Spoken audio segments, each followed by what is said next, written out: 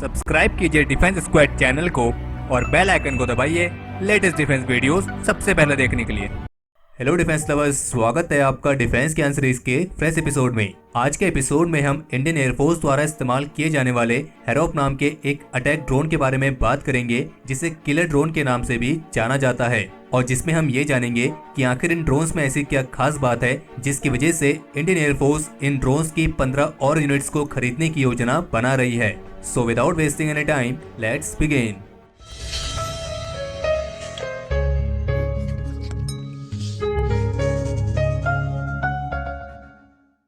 हेरोप drone Israeli company Israel Aerospace Industries द्वारा विकसित किया गया एक लॉयटरिंग म्यूनिशन है।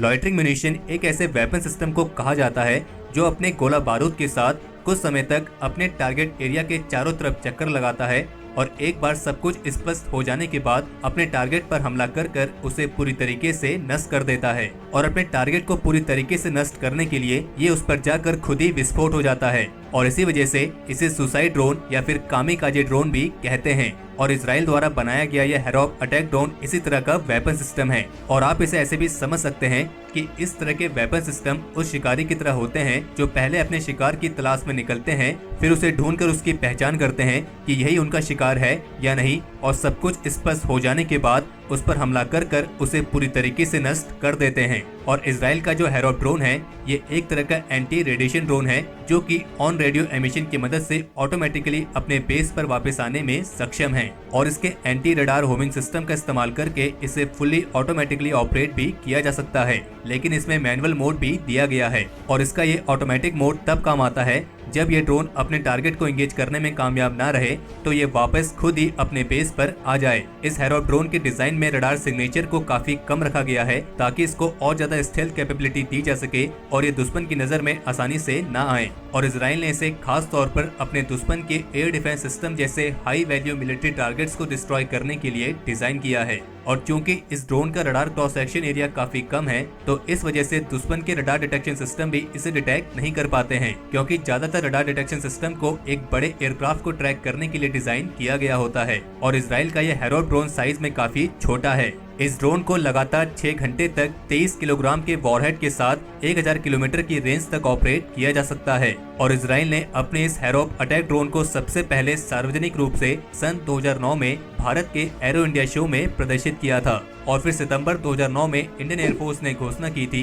कि वे इजराइल के हेरोप सिस्टम को $100 मिलियन की कीमत पर अपनी सर्विस में इंडक्ट करेंगे। हालांकि भारत सरकार अगस्त 2007 से ही इजराइल के साथ करीब 8 से 10 हेरोप सिस्टम को खरीदने को लेकर बातचीत करती आ रही थी। और इजरायली कंपनी ने छोटी एप्लीकेशंस के लिए इसके स्मॉलर वर्जन को भी विकसित किया है, जिसे 2015 में प्रदर्शित किया गया था। और इसके स्मॉल वर्जन का साइज हेरोप के ओरिजिनल ड्रोन की तुलना में 1/5 है और ये करीब 3 से 4 किलोग्राम तक का एक लाइट वॉरहेड कैरी करने में सक्षम है। ये काफी सस्ता है और टाइम क्रिटिकल टारगेट्स के खिलाफ ये करीब 2 से 3 घंटे तक उड़ान भरकर काफी ज्यादा इफेक्टिव साबित हो सकता है। और इस हेरोप ड्रोन को इस्तेमाल करने के 3 सबसे बड़े फायदे ये हैं कि पहला तो ये कि इसमें यूएवी और घातक मिसाइल दोनों की ही कंबाइंड कैपेबिलिटीज शामिल हैं, यानी कि आप इसका इस्तेमाल एनिमी टारगेट को खत्म करने के साथ साथ सर्विलेंस के लिए भी कर सकते हैं। इसका दूसरा सबसे बड़ा फायदा ये है कि इसका इस्तेमाल करने के लिए किसी एक्सटर्नल रियल टाइम इंटेलिजेंस पर निर्भर नहीं रहना पड़ता है, और इसीलिए ये ड्रोन एक टाइम क्रिटिकल और हाई वैल्यू रीलोकेटेबल टारगेट्स के खिलाफ काफी ज्यादा इफेक्टिव है। और इसका तीसरा सबसे बड़ा फायदा है इसकी अबॉर्ट कैपेबिलिटी,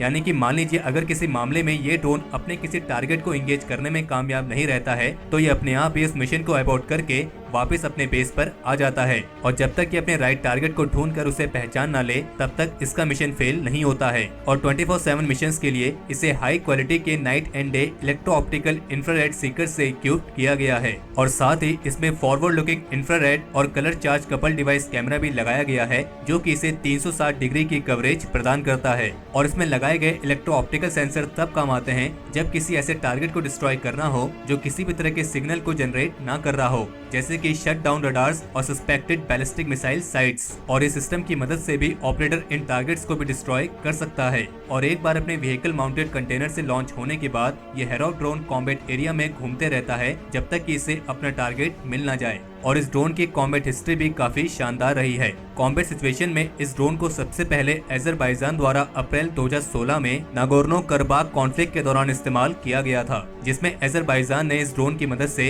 अर्मेनियन सोल्जर्स से भरी एक पूरी बस को ही डिस्ट्रॉय कर दिया था। बाकी इसके अलावा 10 मई 2018 में सीरियन एयर डिफेंस SA-22 पेंसियर को डिस्ट्रॉय करने का क्रेडिट भी इसी ड्रोन को जाता है। और इसीलिए इन सब चीजों को ध्यान में रखकर इस बात में कोई शक नहीं है कि इजराइल द्वारा बनाया गया यह हेरोप किलर ड्रोन काफी ज्यादा घातक है। तो हमारे आज के इस एपिसोड के लिए इतना ही। अगर इस वीडियो को लेकर आपका कोई सुझाव या सजेशंस हो तो उसे कमेंट सेक्शन में शेयर जरूर करें, और अगर आपको ये वीडियो पसंद आई हो तो इस वीडियो को लाइक करें और अपने फ्रेंड्स के साथ शेयर करें। और अगर आपने अभी तक चैनल को सब्सक्राइब नहीं किया है तो चैनल को सब्सक्राइब करना ना भूलें।